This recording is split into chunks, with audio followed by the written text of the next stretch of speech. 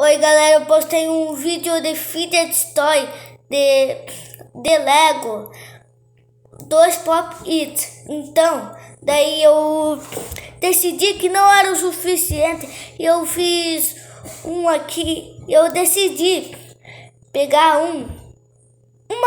um brinquedo meu só pra fazer. E olha,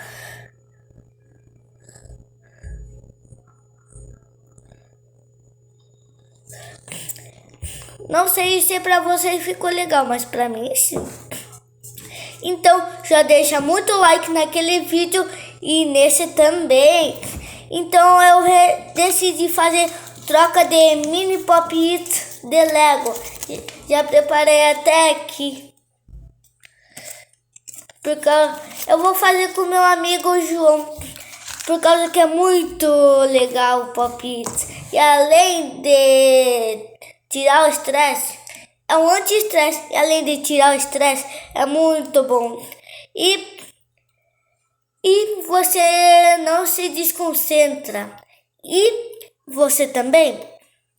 Pra mim, eu acho que dá pra fazer a prova. Você sabe de todas as respostas. Eu acho que se você ficar apertando, eu acho.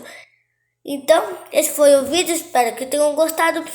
Se inscreve lá naquele vídeo, deixa muito like e também deixa o like nesse vídeo.